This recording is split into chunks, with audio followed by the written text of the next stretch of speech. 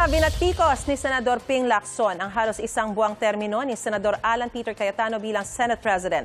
Sabi ni Lacson, 700 million pesos ang nasayang. 25 million pesos daw kada araw ang budget ng Senado. Multiplied sa 28 days ni Cayetano bilang Senate President.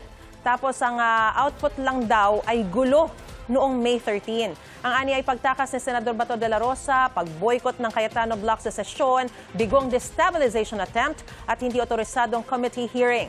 Sagot ni Cayetano, grupo raw ni Lacson ang dahilan kung bakit hindi nakapagtrabaho ang Senado.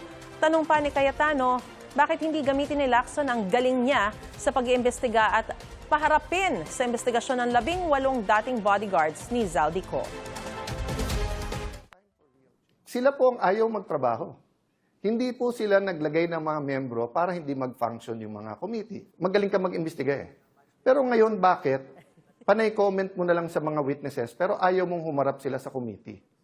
Ang problema doon, Igan, alam naman natin pareho na talagang ang tumbok lang para makapag-destabilize. Welcome namang dumalo sa Blue Ribbon, pero ayaw nila, gusto nila puro press con.